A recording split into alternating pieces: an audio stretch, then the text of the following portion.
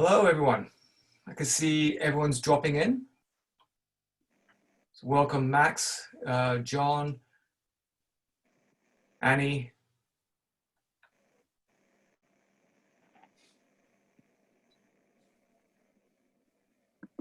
Okay, so yeah, welcome everyone to the 3D bushfire simulation and climate-wise communities workshop. I'm very glad you could join us today. My name is James Chan, and I'm the Sustainability Projects Officer here at Council, and I will be facilitating today's workshop. Today's session is being recorded, but rest assured, you, the audience, cannot be seen or heard. And the recording is just to help us to improve the workshop. We can review it to see where and how we can improve.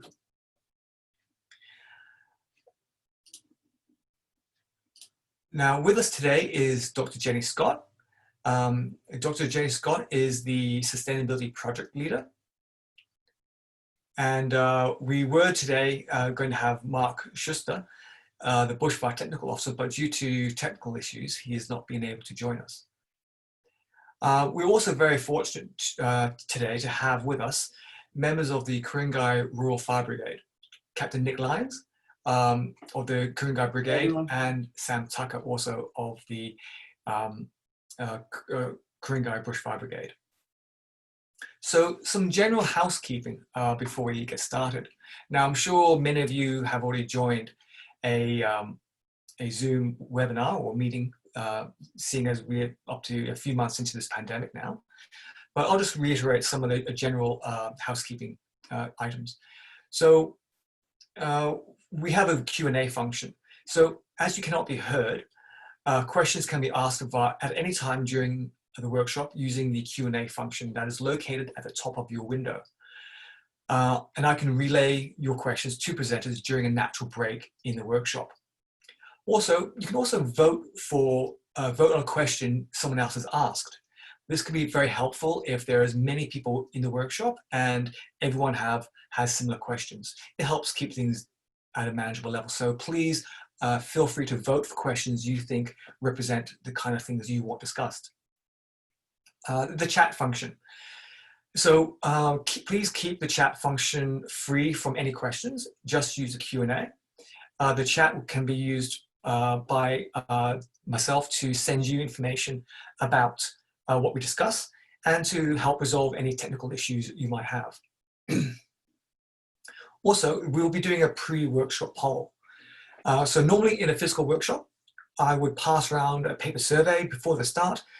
And but because it's virtual, it's online, I'll instead send around a short 10-question poll. Your questions will help us develop our workshop and improve it. It will only take a few minutes, and your help with this is greatly appreciated. So before we get started, I see someone's raised their hands. So we have Eric. So before we get started, Eric, perhaps you could ask your question via the Q&A.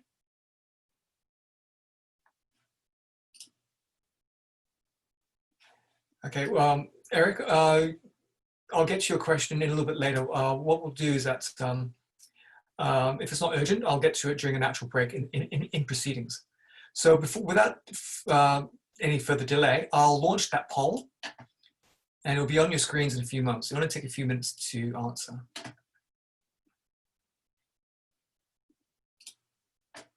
Okay, the poll should be with you now. So please take your time and go ahead and answer the poll.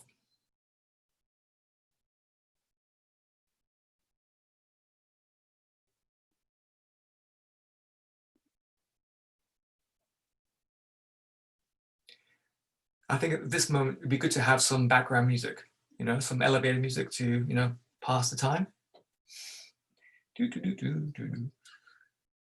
So what we will do with your survey responses, poll responses, is later on after the workshop, in about a month or so, we will send out a survey to see if you've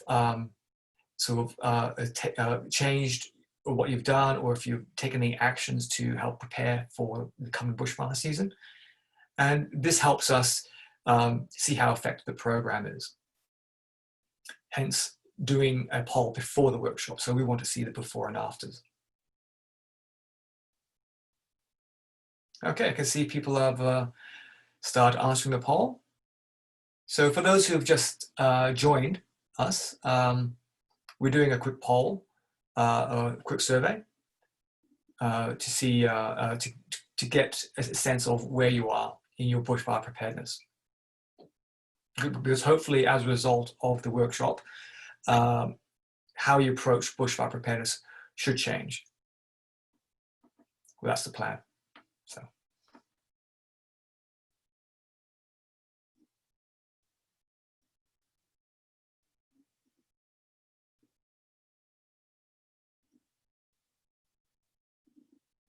Okay, it's good to see people are still.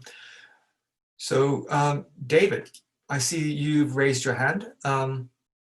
Would you like to send your question via the Q&A function?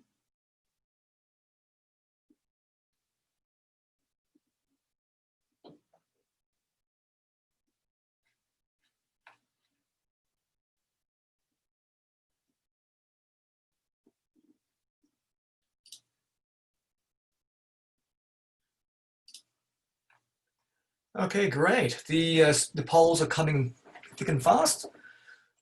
So just a few more people to complete the poll, and we can move on.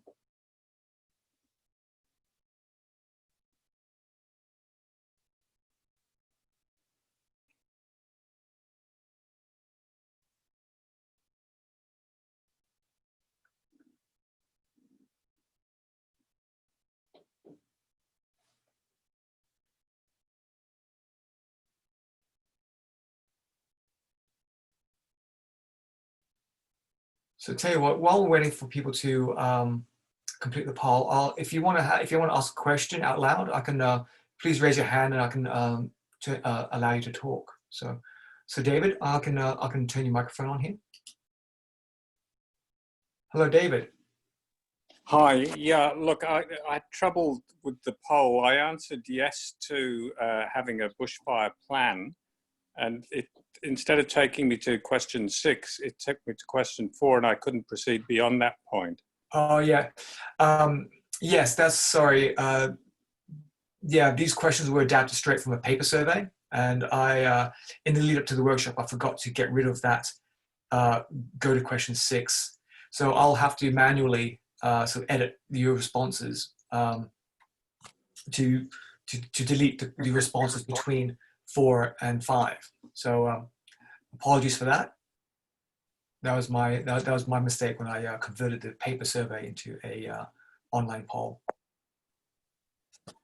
Okay, thank you. No worries.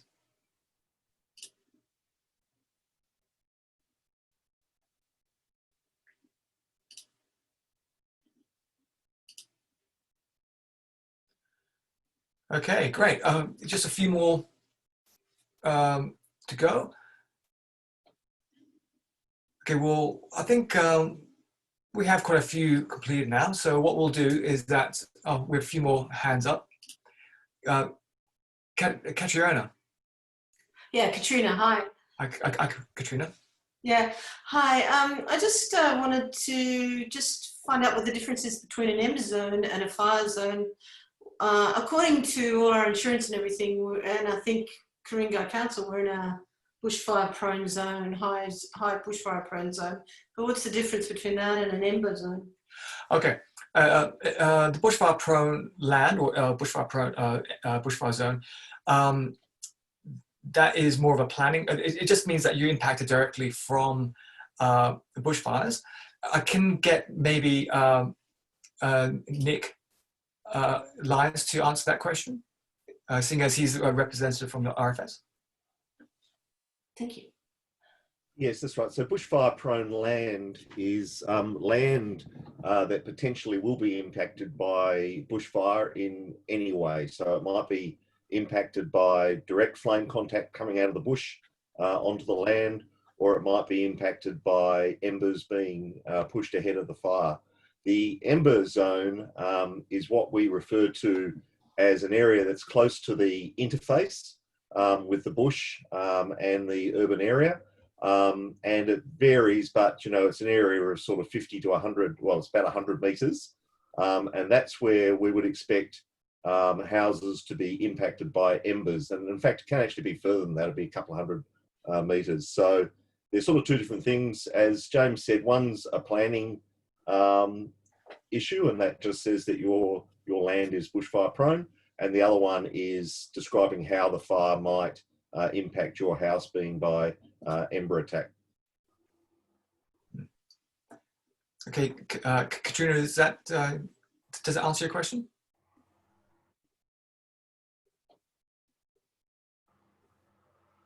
Okay, oh, I think it does. Okay, just to go back to the poll. Yeah, so I'll have to edit your responses just to edit out the questions 4 and 5 if you've answered yes to question 3. And Maria, the poll should be with you. If not, if you can't see it, I can send you the questions a little bit later, if that works for you. Okay, Margaret, so Margaret, you have a question?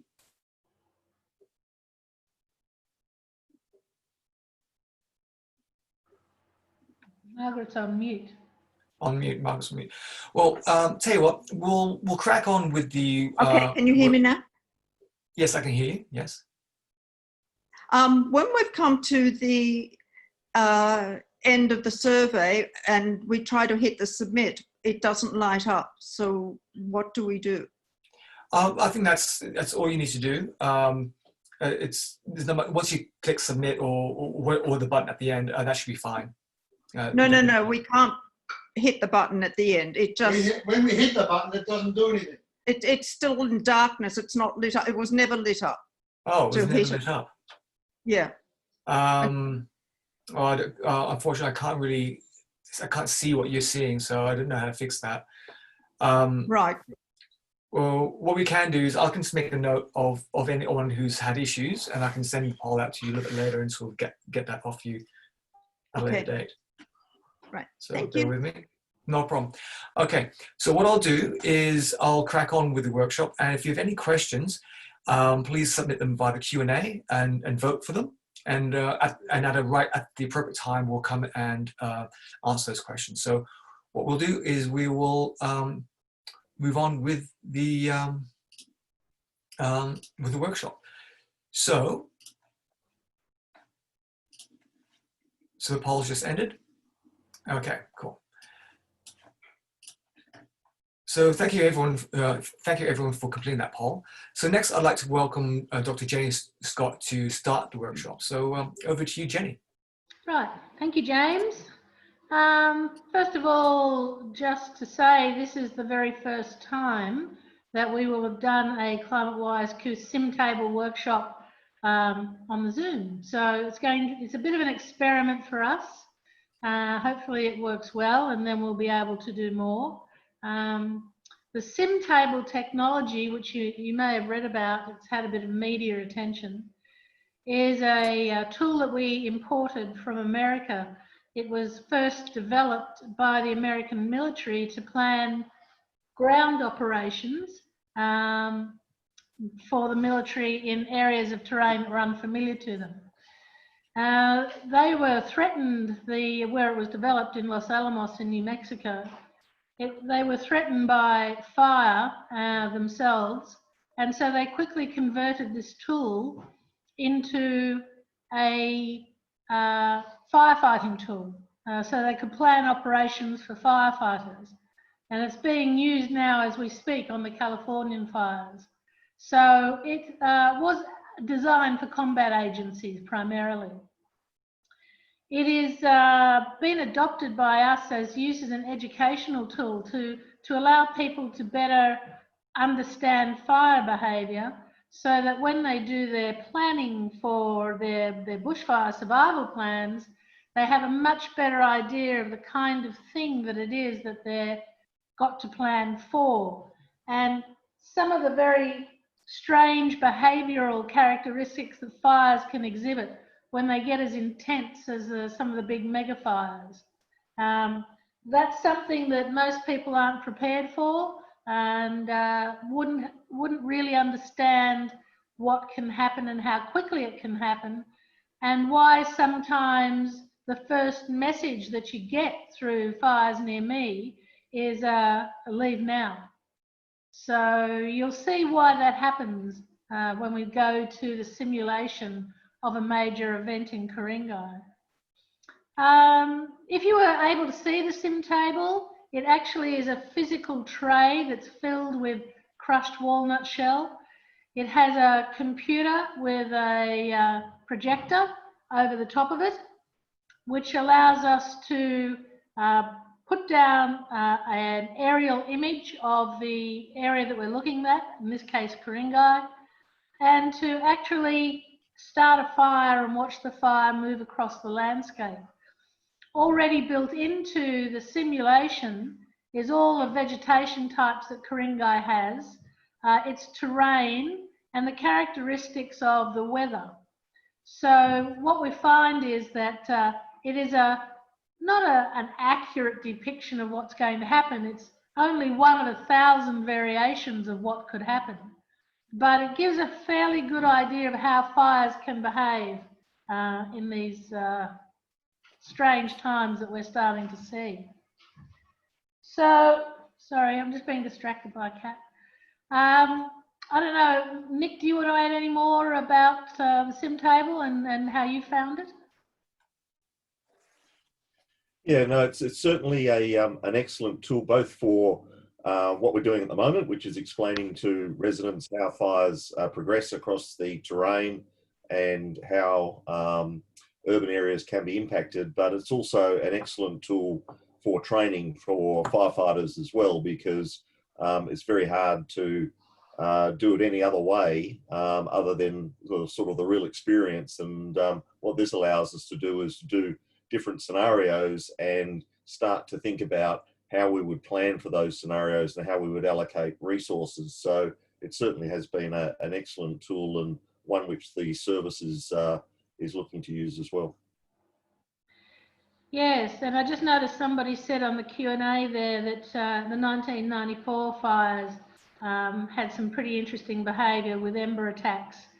And certainly that kind of fire condition that you had in 94 was the kind of thing that we were very concerned about last summer in Ku-ring-gai, and which we very nearly got in South Turramurra. So luckily we didn't get it, and we hope that stays the case. But we want to have a really well prepared community who knows exactly what they need to do should these big fires ever threaten us again.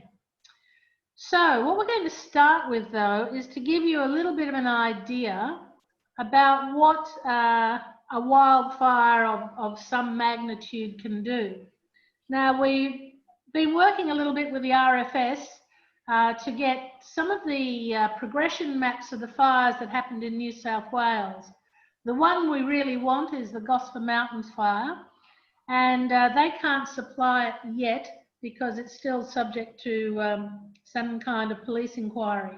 So once it's been released from the police inquiry, they'll be able to give it to us, and we'll actually be able to do this exercise with the footprint of the Gosford Mountain fire.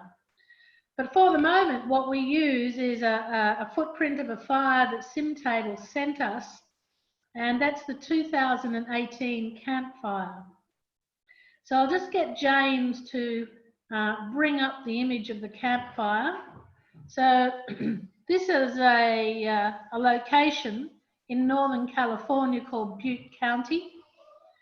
And you just might be able to make out, if you have very good eyesight, there's some townships there. There's one called Pulga, up near that yellow dot.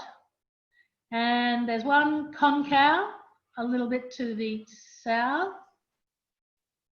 Just, yep, actually Concow's a little bit further down, but that lake is all part of the Concow area. And then there's a township of Paradise, which is the biggest town in that region.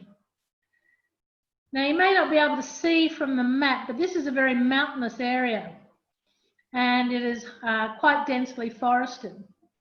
And these people had been, this is late autumn, it's November 2018, and this location had been subject to some weeks of hot, dry winds coming off the desert. And the vegetation had very much dried out. The day that we're talking about, November 18th, was a red flag warning day, which is similar to our severe to catastrophic fire warning days. So people knew there was danger and they were on the lookout for anything that might go wrong. So about 6 a.m. in the morning, 6:45 actually, there was a fault in one of the power lines that was detected. And not long after, there was smoke reported. And one of the power lines just outside Polga on Campfire Road had come down and it had ignited a fire. So they dispatched the fire trucks up straight away to that fire. And you can see up under where James has marked Polga that there is a footprint of the fire. And now that quickly got out of control. They set the fire trucks up, but the roads, the mountain roads, are so windy, the trucks couldn't get to that location to try and control and suppress that fire.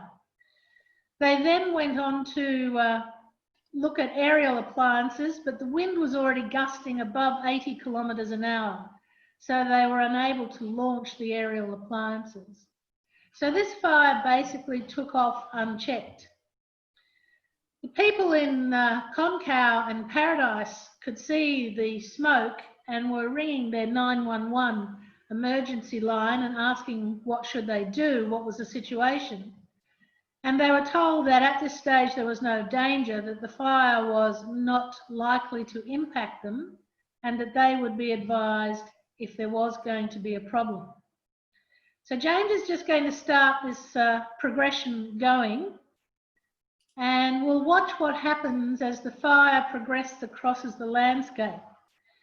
Now you can't see it there, but there is, when you look at the actual sim table, a counter showing you the hours that pass. So we're up to about 7:15 in the morning now, and you can see how quickly this fire is growing. And with the winds blowing as hard as they are, and with the vegetation as dry as it is, any ember that lands is probably going to ignite another spot fire ahead of the front. And in fact, as you'll see shortly, that's exactly what happens. So, not sure, James, how fast you've got this going, but I think we need to speed it up a little. There you go. The spot fire's just appeared. Right. Okay. So we're probably now about 7:30 in the morning. So it's less than an hour since this started. And already the spot fires are appearing round Ku-ring-gai. Now these spot fires are rapidly growing, as you can see. So the warning started going out to the people on the eastern side of Paradise that they could be impacted by fire at some point. But the problem was a lot of the cell phone towers had come down, 6 cell phone towers came down in the high winds. So the message wasn't getting out to most of the people. And you can see now there's a spot fire has started on the eastern side of Paradise. So now that the Paradise people know there's a fire nearby, but they're completely underprepared. So the California fire people put out fire warnings to zones in Ku-ring-gai, because the original plan was to evacuate people by zones so that there wasn't going to be all the congestion on the road. However, the warning didn't get out to all the zones. Quite a few people were left out of that warning. And so a lot of people were unaware that there was a fire on their doorstep. Those that did know were rapidly trying to get out. And because it was fairly disorganized, the roads started to rapidly congest. So now you can see some of the roads are starting to be cut, the main exits out of the area. And at this stage, there's starting to be quite a lot of panic. People are not knowing where to go or what to do. The 911 dispatchers, there was only 3 on duty that morning, and they were just overwhelmed by the calls that were coming in. They couldn't handle them all. They couldn't provide the information that was needed for an organised evacuation. So now the front is building very quickly on the eastern side, and you can see to the north and south there is that cutting off of those exits. Now we're only at 9 o'clock in the morning now, so this has happened very, very fast. You'll see on the western side of Paradise that there is now another set of spot fires burning. And they've started up right next to one of the main remaining exits out. In fact, the only remaining exit out of the town. So there's anybody who hasn't gone by now, which is the majority of people, have left it too late. And you can see how that now is rapidly building into a whole new front. And that's the thing about these mega fires, they start to create their own weather. Now, just because the main fire front is travelling from east to west doesn't mean that that front on the other side of town will necessarily do the same thing. You'll also see that within town, where there are lots of parks and some heavily timbered places, that spot fires have already taken a hold in the middle of town. So this poor town is now being wiped out slowly by an advancing front from the east and another advancing front from the west, and all those spot fires building in the middle. So by the time this fire got to this stage, it was about 10 a.m. So 4 hours, in 4 hours, this fire had travelled over 40 kilometres, had impacted over 18,000 houses. They were lost. There was 80 odd people killed. There was another dozen or so injured. And it became, as it would later be calculated, the most expensive fire in Californian history, with $64 billion in losses, and 16 billion of which were uninsured losses.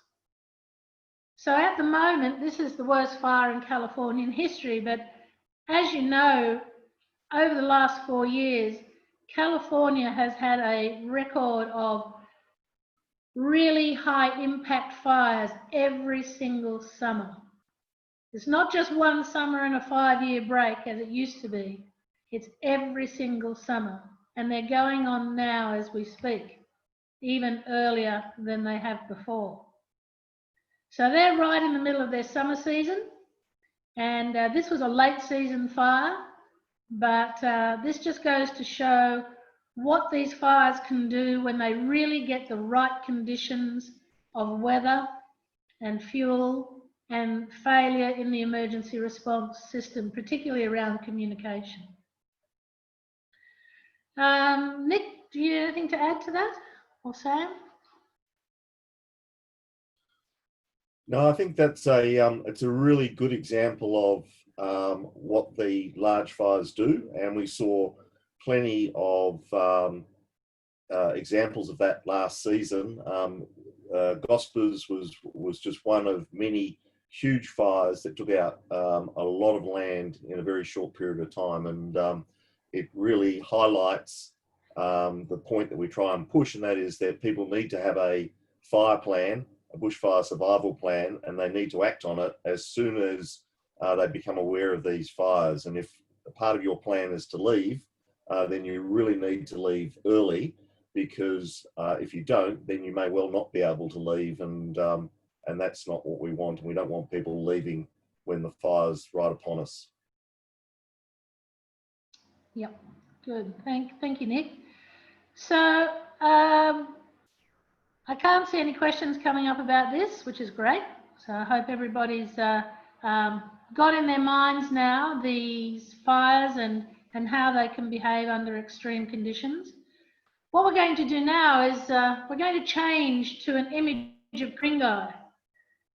And during this mega fire that we're going to play out over the next half hour or so, we're going to stop every now and then and have a look at the Climate-Wise Communities website. What the Climate-Wise Communities website does is cover all the major contingencies that were found to be points of failure in bushfire plans. It was from research done into Black Saturday by the Bushfire CRC and RMIT in Victoria. And they shared their findings with us, plus some of the tools they created to help people negotiate their way around understanding how to create a much more robust fire plan.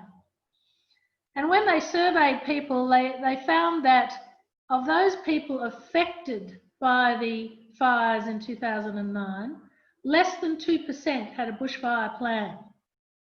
And of that 2%, they said that they almost universally found that their plan failed. And the main reason why the plan failed was because the fire didn't happen the way they thought it would happen. And so one of the big lessons that RMIT and Bushfire CRC learned was that we need to be very quickly able to adapt to changing circumstances. And we need to build those adaptations into our plan.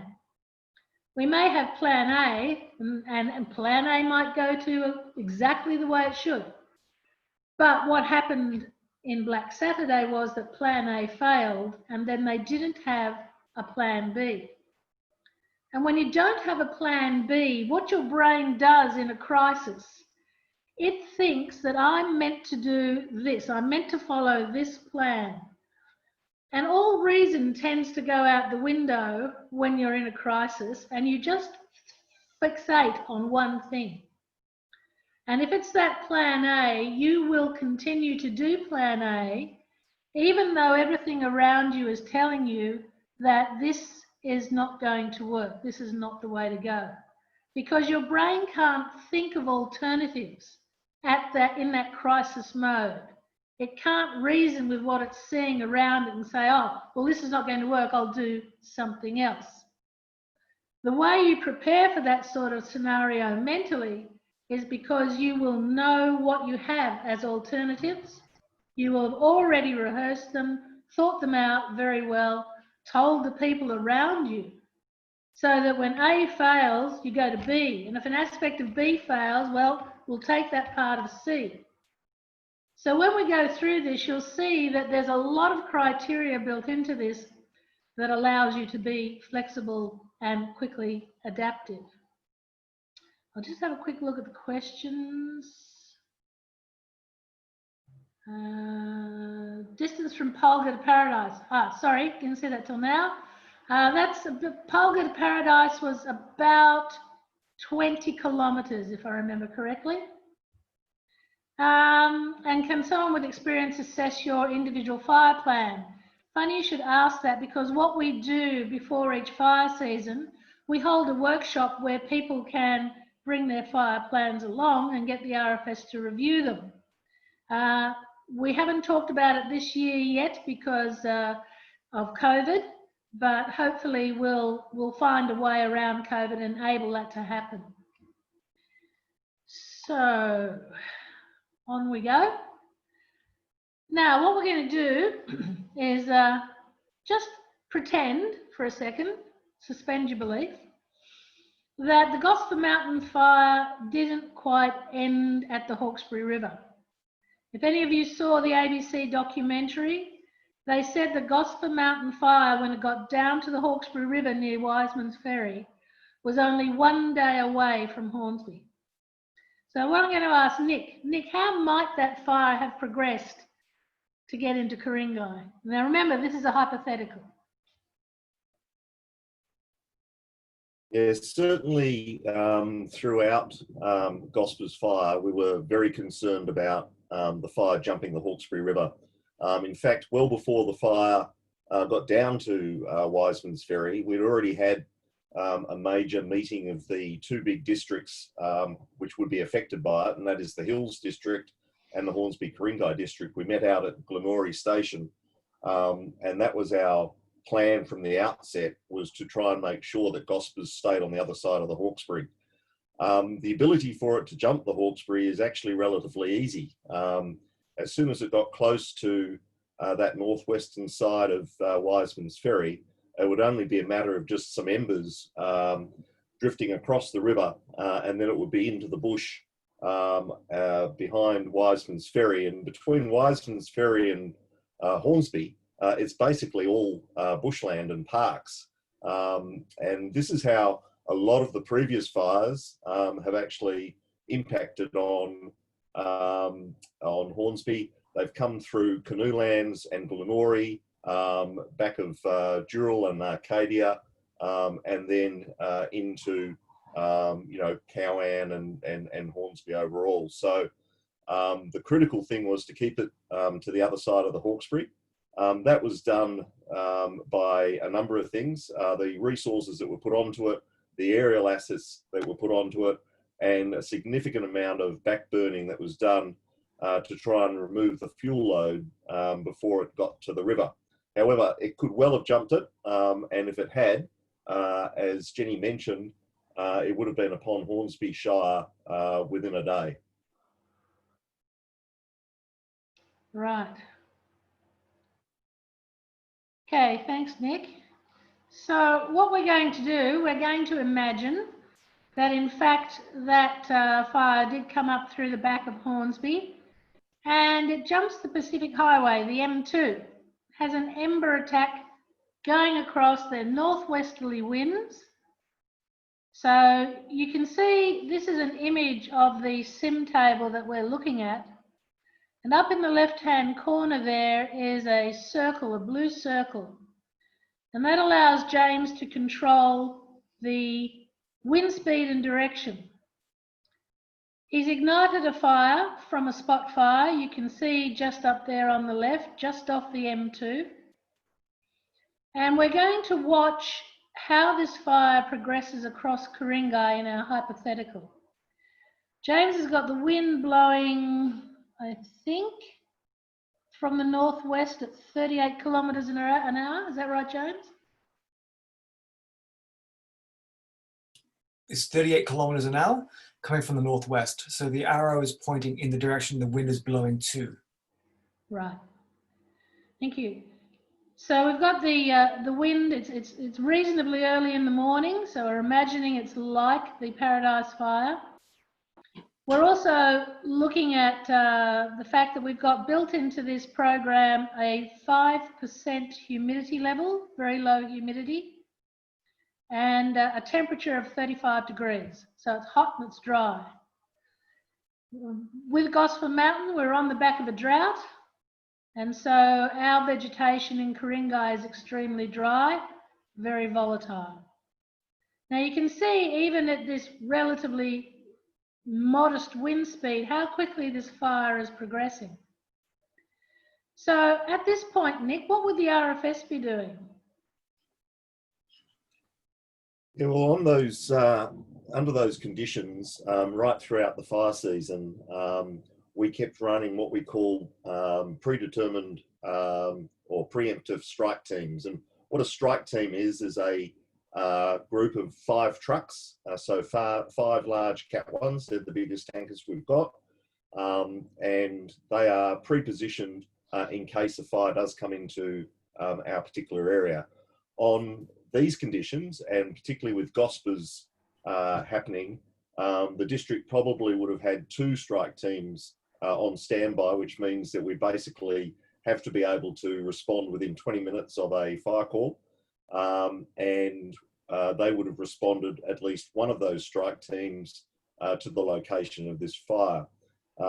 What also would have happened is, because of what's happening with Gospers, they would have tried to get some aerial assets onto the fire immediately, A, to determine exactly what it's doing, and B, to try and knock it down early, because once it gets into the parkland on the south east side of Ku-ring-gai Chase Road, then there's really no way of stopping it until it's basically hit Wahroonga and North Turramurra. The thing that people should recognise, though, is that last season was an extraordinary season. We had trucks out on deployment from the middle of August until the end of February. So our trucks were very rarely actually in our station. And what that means is that the resources available for these sort of fires are really stretched. And the way the RFS works is we will never have enough trucks in our district to be able to combat fires of these size. And what we do rely on is we rely on trucks coming in from other districts. So of our 95 deployments last fire season, 90 of those were out of area. They were up in places like Grafton and southeast Queensland and out in the Blue Mountains and at Gospers. And so for this particular day, we would be hoping that we can get resources from Gosford, from the Blue Mountains, maybe even up from the Illawarra, so that we can have more trucks in our location to address these. So at this point of the fire, a strike team would have been responded to the location of the fire. A watch and act would have come up on your fires near MEAC, which we can talk about later. And if you have a bushfire survival plan and your plan is to leave, you should be leaving now, particularly if you're in Wahroonga and North Turramurra, because that's where the fire is heading. Thanks, Mark. Now, what we're going to do, Nick, what we're going to do is we're going to have a quick look at the Climate-Wise Communities landing page that allows you to work out what your risk exposure is. And then we'll go to step 1, because it helps you work out when you're going to trigger your evacuation to leave, which at this point would be a pretty good idea for the people living on the north side. So first step is that we do the ready check. No, that's just the landing, agree and proceed. And this is step 1, looking at your location. So what it allows you to do, and it's just going to take a moment to unload the map, it allows you to put in your home address. Now, so long as you live in Ku-ring-gai, your property will come up. So we'll just put in a random property. James, if you choose it. I hope no one lives. Does anyone live at 33 Vale? Well, if you do, we will be using your home as an example, because it seems to capture a lot of the hazards faced by residents in Ku-ring-gai.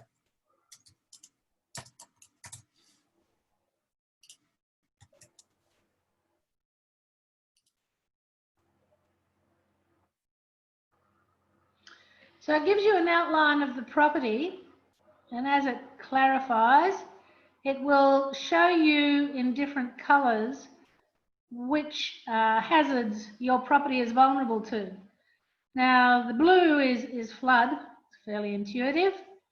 The red is the bushfire-prone lands, and the yellow, I think, is ember attack. Is that right, James? I got the right order?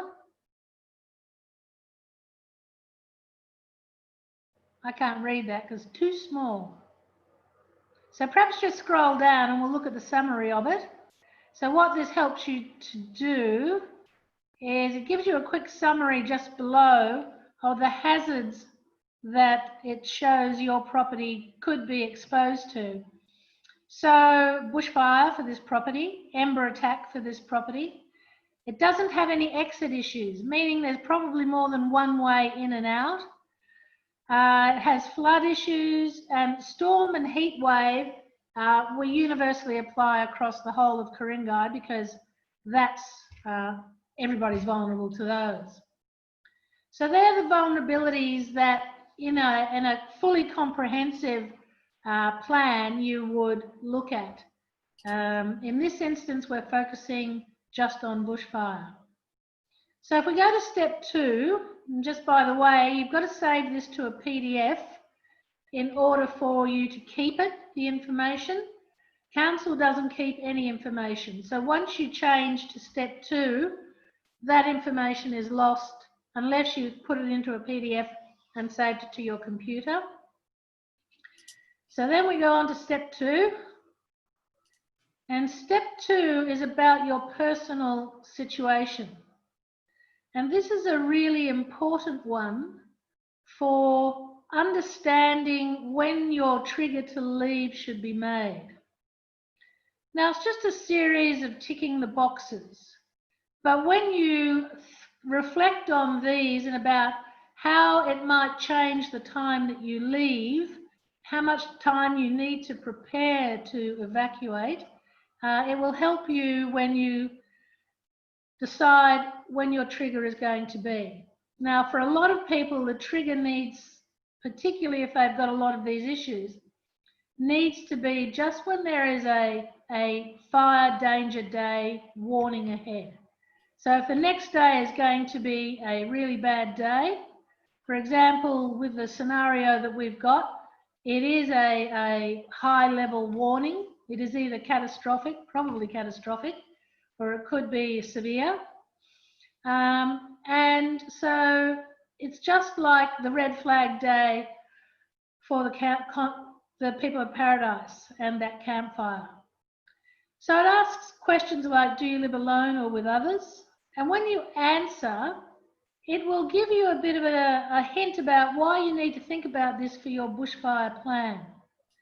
So if you live alone and you're quite a capable person, you might consider how you could help other people. If you have young children in the house or elderly or people with special needs, the next question, that's going to affect how long it takes you to get out in an emergency. And if you've got children or elderly people or people with special needs in your household, you need to really leave early. You wouldn't be thinking about staying and defending unless you could get all the vulnerable people out, and then somebody might stay and defend. But we'll talk about stay and defend a little more later on. Are you a carer? Have you got people living with you that are in care? Health and medical conditions. You know, some people might be reliant on medicine that's vulnerable to heat. So you need to take that into consideration. Have you got pets in your household? One of the leading reasons in 2009 in Black Saturday for people to get trapped in the fire was because they couldn't find their animals, or they'd gone back to try and rescue their animals and got trapped not being able to get out. Whether or not you have transport so you can leave when you want to leave, or if you've got to rely on somebody else. The level of English proficiency in the household really matters, because you need to be able to understand those warnings when they're given.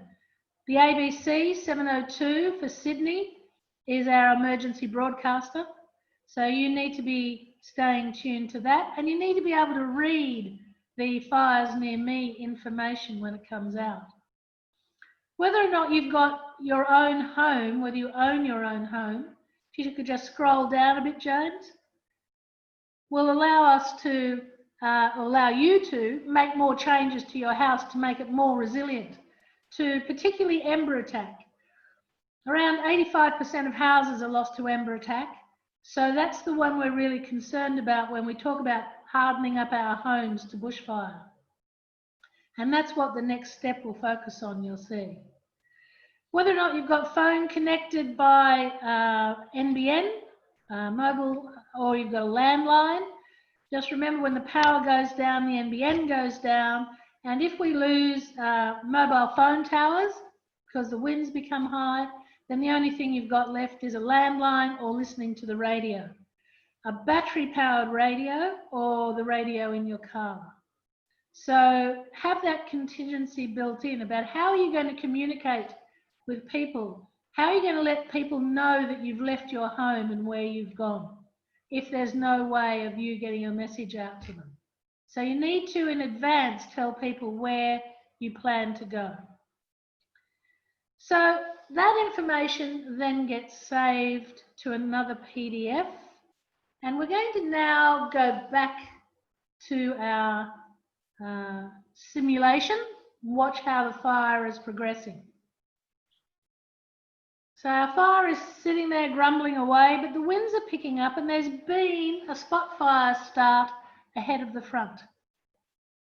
So the wind is now starting to gust up to about 50, 60 kilometres an hour.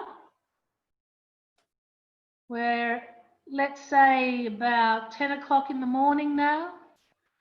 So at 10 o'clock in the morning, let's say it's a Tuesday, where would you be? What would you be doing at this point in time?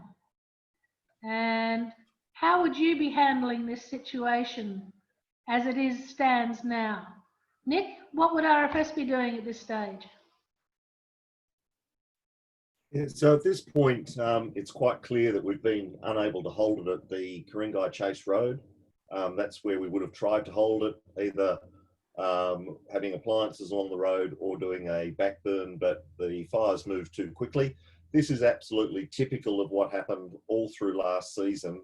We kept setting containment lines to try and hold the fire, and it jumped the containment lines, and we have to fall back to the next containment line.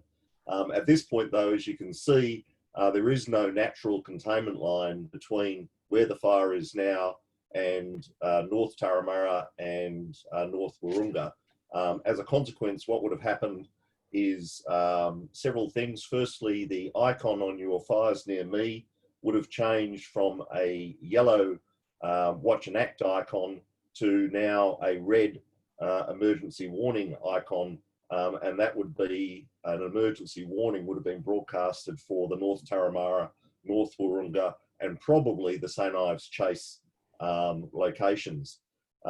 Strike teams would have now been responded to those locations, to North Turramurra, and we would be starting to set ourselves up for what we call property defence. So we would have to have given up on trying to put the fire out. It's just moving too quickly and it's too big. And what our priority now is just defending property. So we'll be surrounding all those properties in North Turramurra, particularly all those retirement villages, with trucks, and be seeking to simply protect the property. It's now way too late to leave, and you'd be recommended to shelter in place. And the reason why we want you to shelter in place is the last thing we want when we've got trucks going down Bobbin Head Road to North Turramurra is to have a whole stream of traffic going the other way trying to get out. In most instances, the roads would have been blocked. We would have asked the police to block the roads and no cars would be allowed to go in, and we'd be recommending that people shelter in place. Obviously, aerial assets would have been deployed. We probably would have had, if it was available, the LAT or the VLAT, that's the large aerial tankers which you saw in South Turramurra, or the VLAT, which is the big jet bomber, and we'd be trying to slow the fire down, but our focus would be property protection and saving lives. Okay, thanks, Nick. Now you might be noticing that one of the spot fires that has sprung from that main fire front is progressing extremely rapidly up towards Wahroonga. The reason is it's moving so fast is because not only has the wind picked up, but it's going up slope. Fire travels far more quickly up a slope than down a slope. And when it gets to the top of the ridges, that's where it tends to spot. So you'll see it sit in a valley for a few minutes, not appearing to do much. And then all of a sudden it just takes off. And this in part accounts for why fire warnings have to have a fair degree of error built into them, meaning they will tell you well in advance, if they can, what something is doing, because these things can quite rapidly change in a matter of a few hours, even half an hour. So you can see other spot fires igniting off the main fire front. And now it's heading across towards North Wahroonga. as well as to North Turramurra. So there's a lot of houses now in the fire's path, and that would be quite concerning for everyone in this case. So if you've got a shelter in place, how are you going to give yourself half a chance that you'll be able to survive? If we go back to climate-wise communities and we look at step 2, it's all about how to understand how resilient your property is to a bushfire attack. Bearing in mind 85% of houses are lost to ember attack, the remainder are lost to radiant heat. So ember attack is the thing that really concerns us when we're looking at trying to keep the house intact. Even if it's just while the fire front passes and protects the people inside, and then after the fire front passes, you can go back outside. You don't stay in the house if you can get outside. You go to the lee side of the house after the fire, and you can then, if the fire catches the house, you won't be caught inside. If you've got a shelter inside the house, you need to shelter in a place that is going to allow you to get out by more than one door or window. Because if you've only got one way out and that way gets cut off, you're stuck. So you want to choose a room that is on the away from the fire front, the side that the fire is coming, and that has more than one way out, so that if the worst comes to the worst and the fire does ignite inside the house, you can get outside to the lee side of the house. You just need your house to stay together long enough for you to survive the front passing, and then when the worst of it is gone, you can get outside. So you can see here we've divided this into bushfire, flood, heat wave and storm. We'll only look at fire because that's the one we're interested in tonight. And we've broken it up into various aspects of your house. And this is to work out what are the strengths and weaknesses of my property, and if I'm going to make my property more resilient to bushfire, what do I need to do to it? If you leave early, we hope that if you have made your property more resilient, then you may well find your house is still standing when you get back.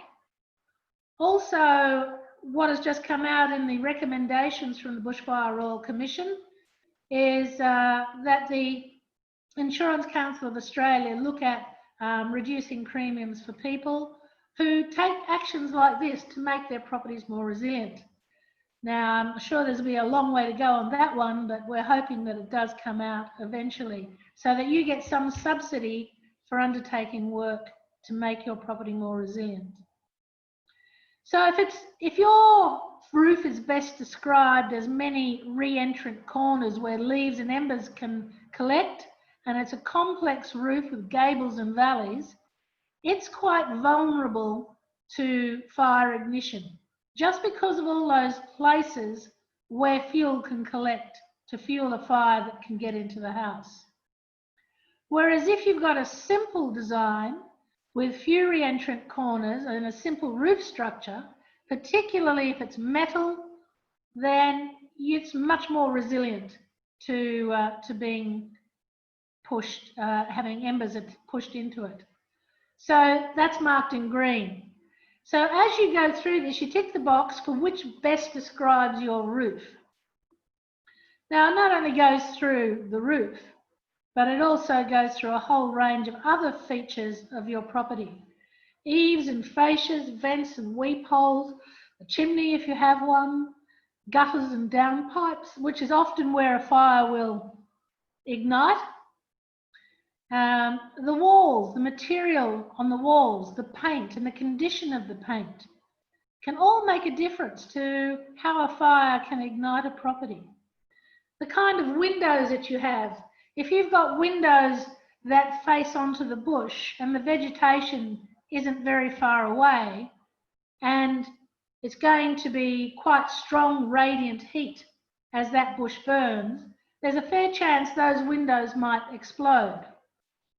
And one of your retrofit options is that you might put double glazing or toughened glass in those windows.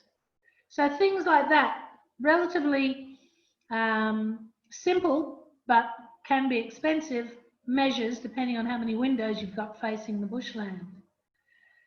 So as we go down through all the criteria, you'll see this is quite comprehensive. It looks at garage doors, all the aspects of a floor and the subfloor space. And we look at your outdoors, your landscaping, the water supply that you have, remembering that the water supply could well be cut off. Not deliberately, but just because so many people are using that same supply line at the same time. If you've got a pool, do you have a static water supply sign in front of your house? So RFS know there's a water supply at the back that they can use to fight fires.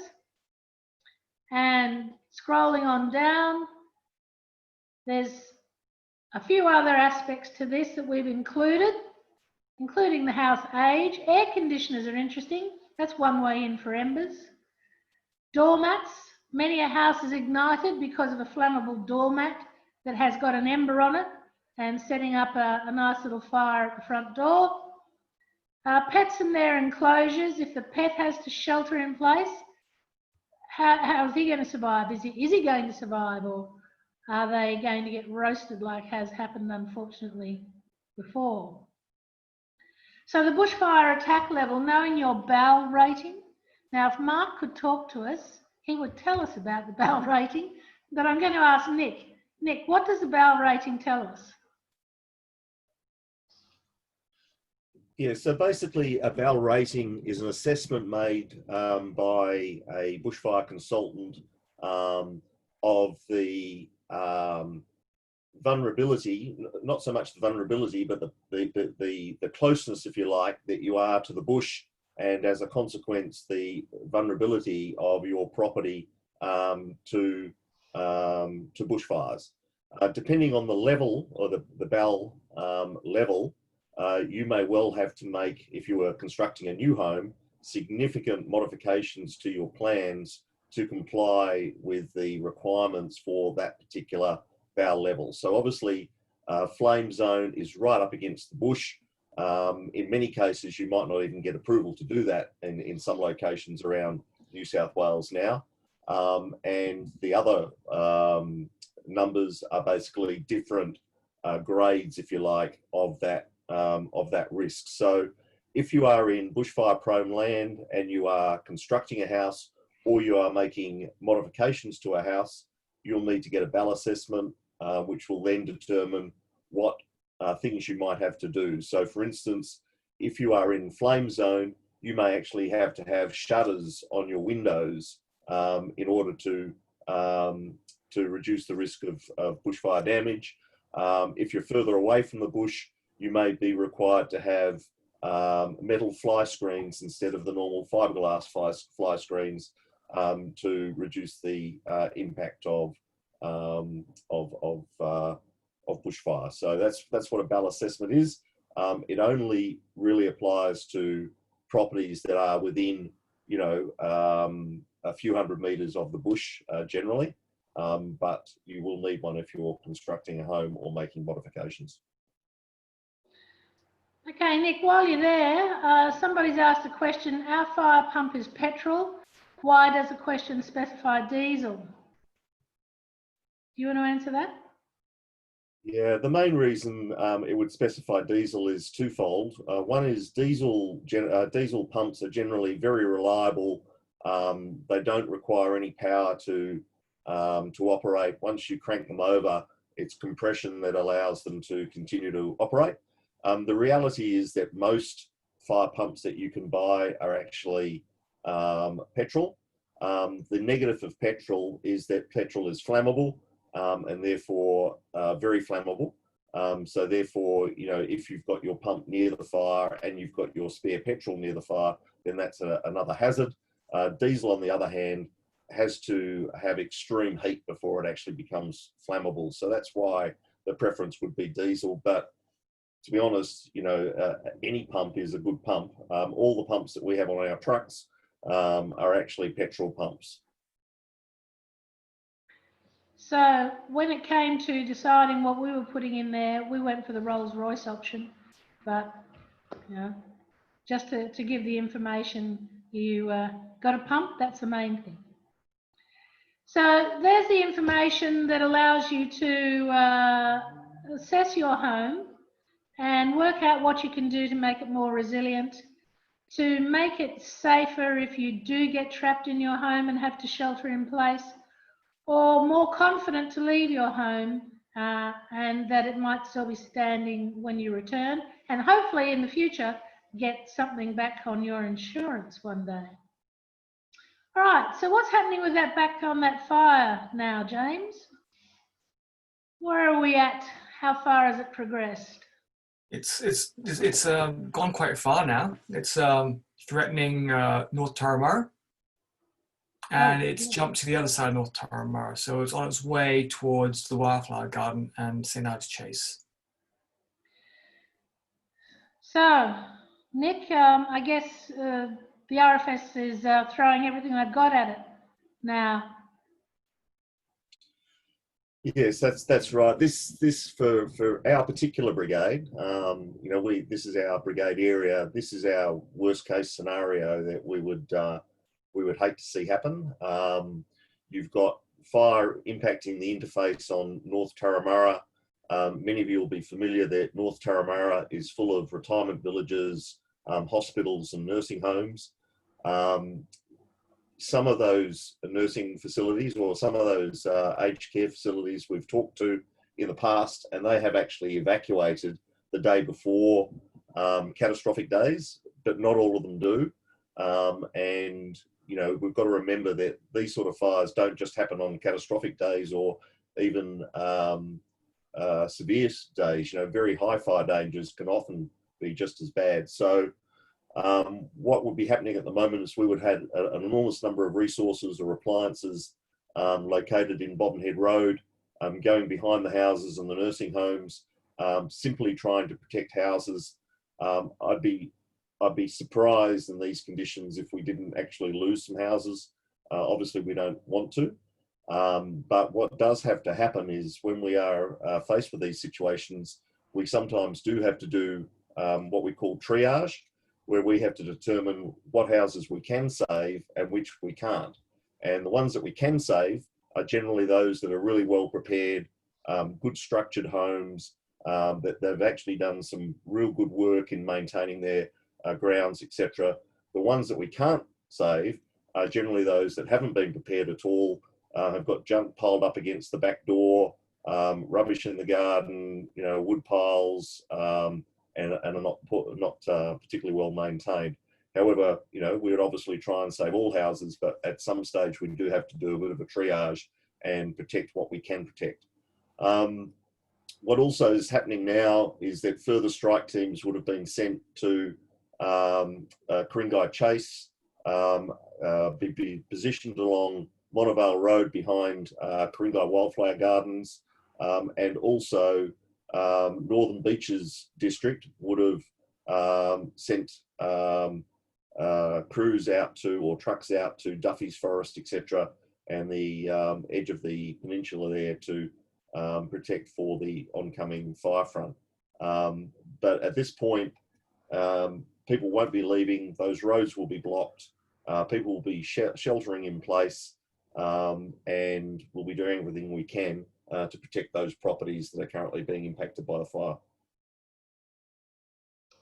Thanks, Nick. If you can see the counter down the bottom, this fire's been going 17 hours now. So we're not even a day into it. So what's happening now, late in the evening, is that the wind is picking up. Remember we said generally at night, fires tend to die down a little bit because there's a little bit more moisture in the air, because the winds tend to drop off. But what they found this last summer with a couple of the megafires, I think particularly down in the Southern Highlands, was that one of the fires travelled overnight really rapidly, even creating fire tornadoes in the night. And that I'm aware of, that's probably the first time that's been recorded. Would that be your understanding, Nick? Yes, that's right. We do a lot of our work in containing fires at night because, as you mentioned, they're cooler temperatures, humidity rises, and the fire doesn't spread as quickly. But last season was, there were so many things that didn't go by the rules, and that was one of them. Fires travelled a lot at night. Fires burnt right through containment lines, so we had, several lap drops of retardant, and usually that would hold a fire, and the fire's burnt right through the retardant. And the reason being is that we've had so many years now of drought. There is just a massive deficit of moisture in the fuel. It is so dry that it just will burn under almost any conditions. So, we do have to recognise that these sort of conditions appear to be happening more frequently for a whole pile of reasons, because the world's getting warmer and the fires won't necessarily play by the same rules as they have in the past. All right, thanks, Nick. So we've got a couple of questions here. If we decide to stay and defend, should we have fireproof clothing to wear? I'm not sure, Nick, is there fireproof clothing? I know there's fire retardant clothing. Yep, there's no such thing as fireproof clothing. I mean, if you look at the PPE or personal protection equipment that we use, or PPC clothing, it's got treated by a chemical called Proban, which does retard burning. But I can tell you, my uniform has got burn holes in it all over, because after washing it several times, a lot of that Proban has actually been washed out. So, there is no such thing as fireproof clothing. However, there is sensible choices to be made when defending your home and in a bushfire as to what type of clothing you should wear. The first thing is to make sure that it's cotton-based. Do not have acrylic-based or nylon-based clothing because A, it burns, it catches fire, and B, it just dissolves when it gets close to heat. Whereas cotton and wool tends to be less flammable. Second thing is to make sure that the clothing you wear covers every part of your body. We've seen, you've seen it on the news too, pictures of guys in stubby shorts and thongs and t-shirts, usually holding a beer watching the fire. That's just not what we want to see. What we want to see is people wearing long pants, long sleeve shirts, gloves, fully enclosed shoes. If you can get hold of those old terry toweling nappies over your face to protect you from smoke inhalation, and something covering your hair, that's also a good idea. But there is no such thing as fireproof clothing. Even the clothing that our BA crews, that's our breathing apparatus crews, use when they go into burning buildings is not fireproof. It will retard the flames, but it won't stop them from burning if they're exposed to it for too long. Right. Yvonne has said there's fireproof clothing Nomex. Not sure that I've heard of that, but if there is one out there, you can only go by the manufacturer's claims. We certainly don't know it. Any special advice regarding gas bottles and petrol canisters if threat is imminent? With gas bottles, I know that you turn them so that the venting valve is facing away from the house. So they're designed to, when they heat up, vent the gas. So you'll get a jet of flame going out, and you don't want that pointing to the house. I'm not sure about petrol canisters, Nick. Have you got any advice there? Yeah, the most important thing is to take, when you're preparing your home, particularly in the event that a fire is approaching, is to take anything flammable away from the house. So if you've got petrol canisters, etc., that are stored under the house, get them out from under the house and take them down the backyard somewhere where if they do burn or explode, they're not going to do any damage to your home or to your family. Gas bottles, as Jenny mentioned, are designed that when they heat, the liquid, because it's liquid that's inside them before it depressurizes, will vent, and then that will burn, and that's fine as long as it's pointing away from the house. There is a vent. You'll see it on the side of the canister, and you make sure that points away from the house. But once again, if I had a barbecue bottle on my back deck and a fire was approaching, I would take it down the backyard away from the house and make sure when firefighters arrive that they know where you've stored it. Right. Thanks, Nick. I just want a little quick reminder. I've noticed a few hands popping up. If you have a question you'd like to have addressed, please use the Q&A function, and we can address your question that way. Right. Thank you. Yvonne just notes that race car drivers wear Nomex. So there we go. All right. So we can see how the fire is progressing across the landscape now. The last sort of planning thing that we look at in ClimateWise is how your neighbourhood might function in a crisis like this. So if we just flash back to the ClimateWise community site and look at step 4, again, step 3, you have to save to PDF or you'll lose it. Step 4 is all about your neighbourhood, about how well you know your neighbours, whether you've talked to them about your bushfire plan, and who in your neighbourhood is vulnerable and will likely need assistance to evacuate or likely have some special circumstance that they will need help with. So this just goes through another question, little tick the box exercise, which again gives you hints when you tick on the box about how your neighbourhood might function a little better. If anybody's involved in a community fire unit, they function really well because that's all about neighbourhood preparedness. And if anybody's thinking of starting or would like to start a community fire unit, you need to get in contact with Fire and Rescue as they run that program. So this is all about, again, we keep coming back to some aspects of it about the pets in particular, because that was such an important one in the past. But it's just getting to know your neighbours and how you might work on the day. And if you go through these questions and you talk to your neighbours about the answers and what you can do collectively to help each other, particularly if it's in preparation, a fire might be coming. Somebody may not be physically able to mow their lawns or clean their gutters.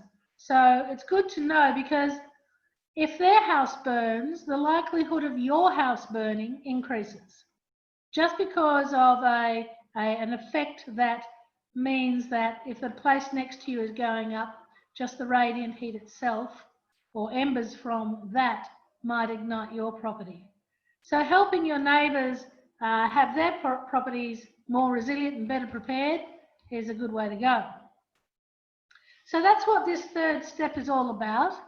And then the fifth step is just referring you to a number of different plans that are out there, planning frameworks. There's the RFS Bushfire Survival Plan.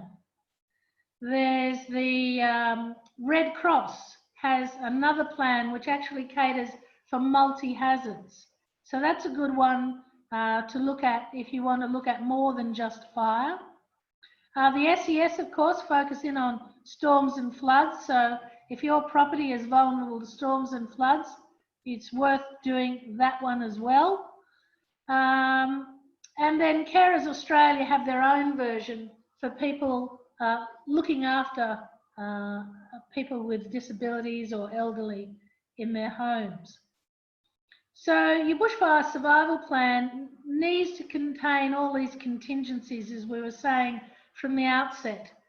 Now, those first steps that you've just been through, although the property one is a substantial one to go through, it is well worth doing because it will give you more options on the day to choose from.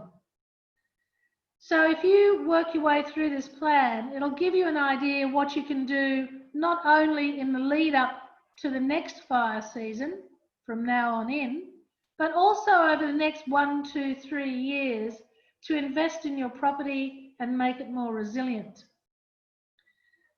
Then there's one last tool that we have to show you on this, and it's called the What If tool. Now, just before we click to the What If tool, we're just going to go back to the fire, because what we want to show you on the fire is what if the wind changes direction. So what we've got now is a fairly well-developed fire front coming from the north, travelling towards the east. But if later in the afternoon the wind swings around to a southerly, how's this going to change the picture? What's it going to look like? So I'm going to get James to shift the wind around to a southerly buster. It's going to gust right up to 90 odd kilometres an hour. And we're going to look what happens with that fire. So all of a sudden, areas that were preparing to be hit by the fire have suddenly been saved. But other areas who thought they were just on the flank of the fire and not likely to be impacted are now in the fire's front. So what was a flank fire to the north has become the front travelling north. And it is a very wide front now. Where it was a long, narrow tongue, it's now spreading across the landscape to the north. And as you can see, very quickly. It's now going to impact some live showground and the wildflower garden and areas of some Ives. And it's going to go through Terry Hills up through Davidson. So it's going out of Ku-ring-gai and into a whole set of other homes that are vulnerable to fire from that side. So Nick, anything else that should be said before we go to the tool? Yes. Yep. So once again, what would have happened prior to this is that we spend a lot of time, or the service spends a lot of time looking at the weather forecast.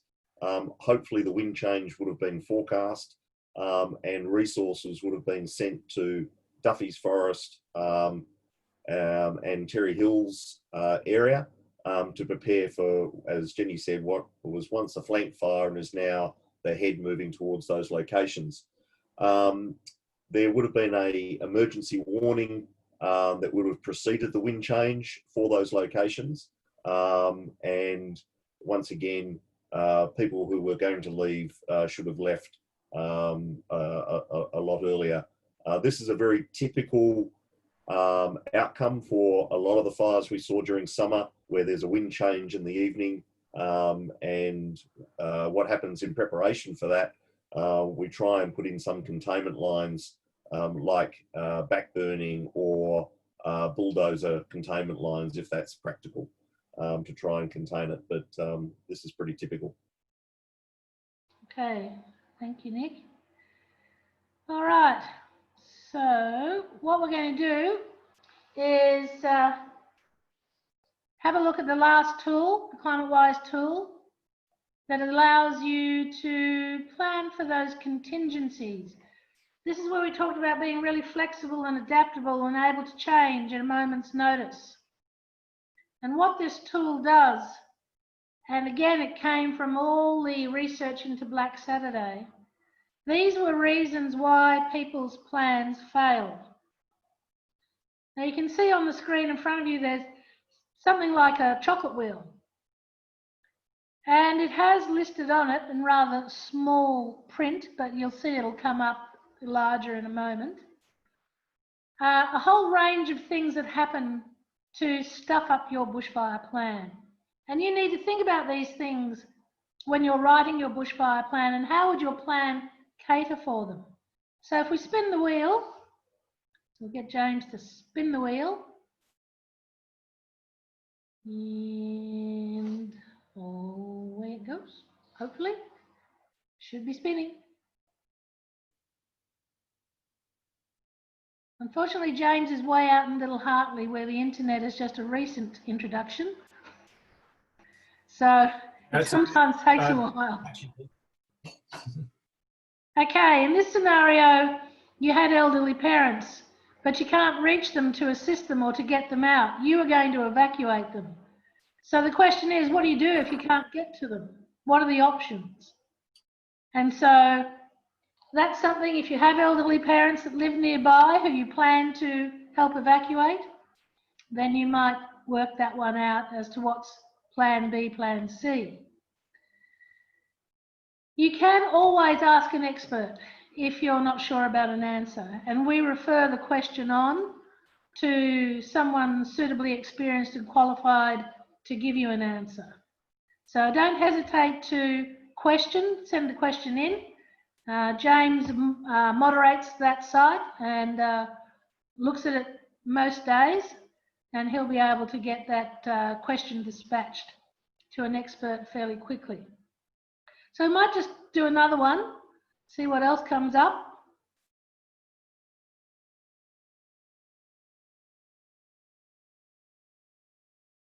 Yeah, James's mice are wheeling and pedaling away out there.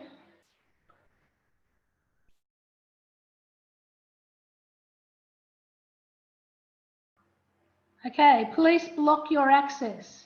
So you're trying to get back home because you can get your pets, or you can start your sprinkler or whatever it might be, but the police don't let you back in because it's too dangerous.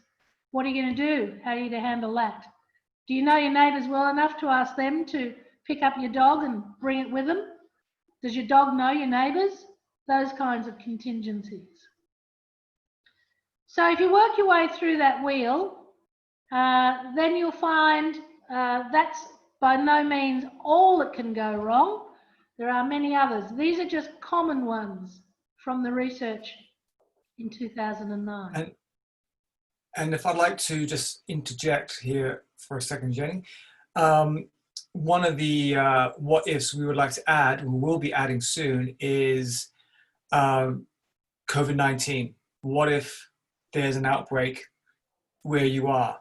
Already we're seeing in California, people are faced with difficult questions of where to go and how do they prepare for an evacuation to an evacuation center, with the risk of contracting COVID-19 being present.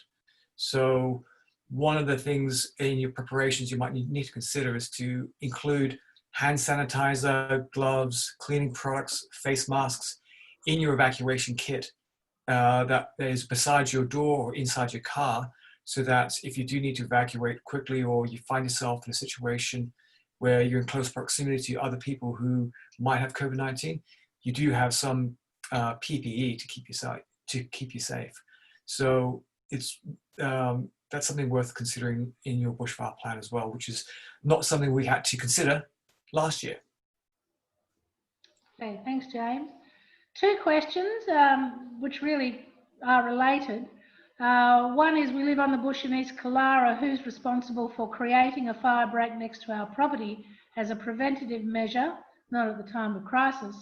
And the second question, has council considered clearing a bush-free zone fringing those populated areas of Ku-ring-gai which border on the national park? Now, Nick, I don't know if you want to tackle that, or I can add something.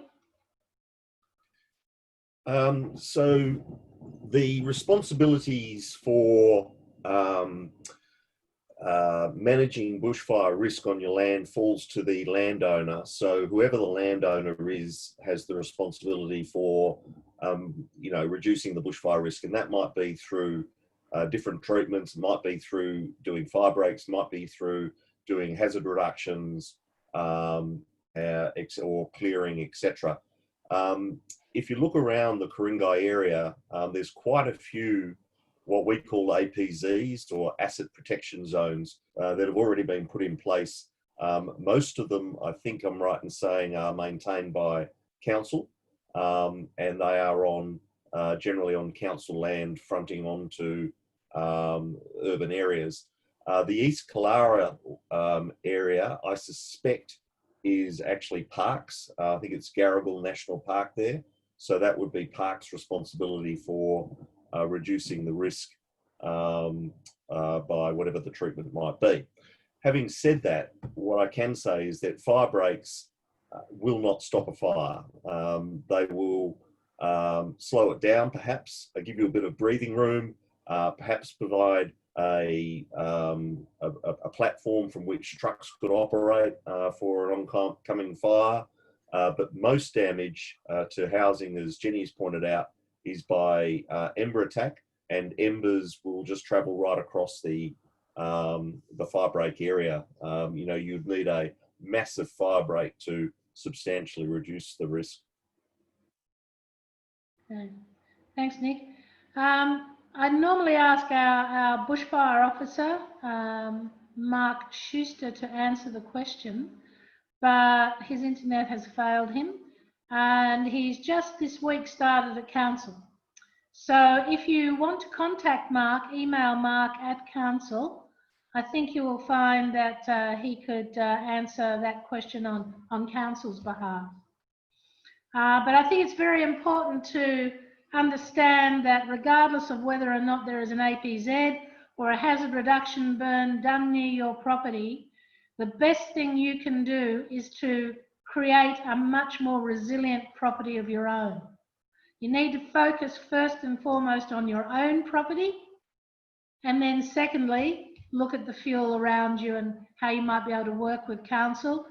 That area is all up in the air a little bit at the moment because of the findings that have come out and recommendations from the Bushfire Royal Commission, which does talk about responsibility for that area.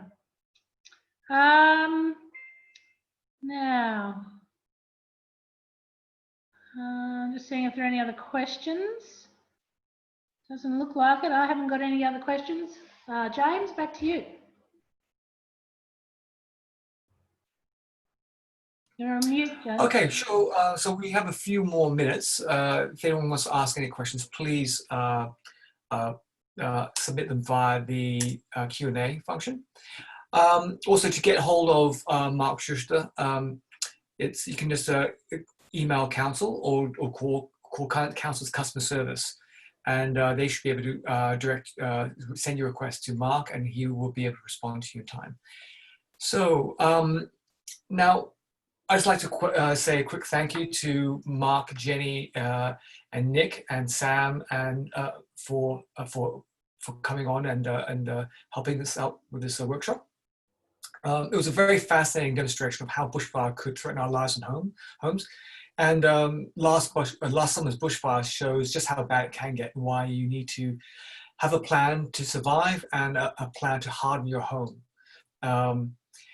Also, one last two things I'd like to mention before we sign off is that we have a bushfire rebate program, and what I can do is show you a link to it on the Clubhouse Community's website. I'll share my screen again, just one moment.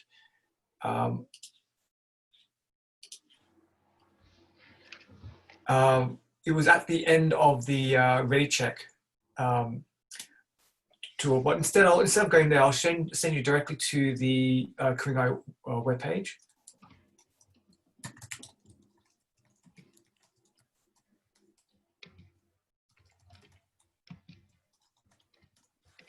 These rebates will help you take the sting out of improving your properties to bushfire. So what we do currently, we offer up to a maximum of $1,000 for a rebate, but we will be reviewing that to see if we can help residents out a bit more for that. So essentially what we do is that we offer 10% of the costs for the any retrofit actions you might want to take to improve your property's defenses against bushfire. And that 10% is goes up to a maximum of $1,000 for that. And these rebates are only eligible for properties within the bushfire prone land and for properties in the ember attack zone. And you can find out if you are in any of these two zones by going to the ClimateWise Communities website.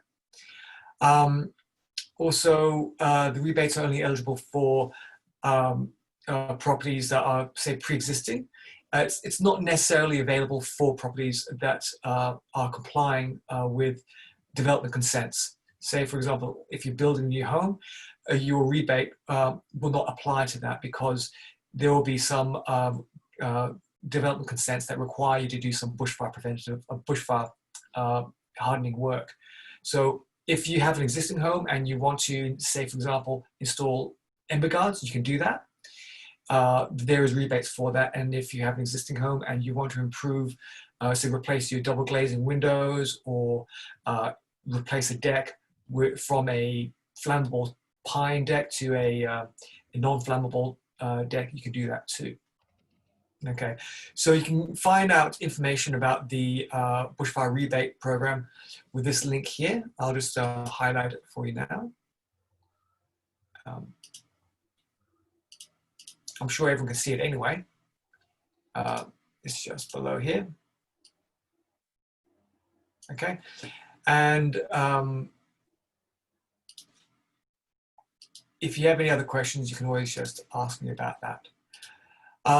Following on from the bushfire rebate program, we will be having a presentation by an architect. His name is Nigel Bell. It's about bushfire retrofits.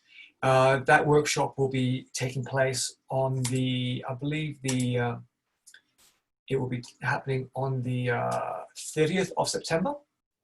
So please book into that. Nigel Bell is a very well-known architect in the Blue Mountains. He presents regularly at the Bushfire Building Construction Conference, and he is very familiar with the things that residents can do to help make their properties more resilient to bushfires, and they don't need to be expensive. So he'll be focusing on how to identify what parts of the house can be are the best to target in terms of protection against ember attack, and the strategies and the way you approach the problem. Other events, not bushfire related, include eco-friendly home advice, the secret life of powerful owls, a spring edible gardening workshop, and of course the bushfire retrofit presentation. You can find out all about these workshops and presentations on the council website. Just go to kmc.newsouthwales.gov.au and go to the things to do tab, and you can find out all kinds of fun events to take advantage of. And again, to find out more about our workshops, please subscribe to the account to Sustainability's e-news. And again, if you search on the council website, you can find out how to subscribe to our newsletter and find out about all the other sort of programs and events that we have going on. So that brings us to a close to tonight's workshop. So again, thank you very much, everyone, for coming along, and your attendance is fantastic, and I hope you get a lot out of it. And in the next month or so, we'll be sending out a survey to see how you are going on in your preparations for the coming bushfire season. So, well, thank you very much, and again, thank you everyone for coming in. Thank you very much to Jenny, Nick, and Sam, and Mark. Okay. No problems. Thank you. See ya. Yeah.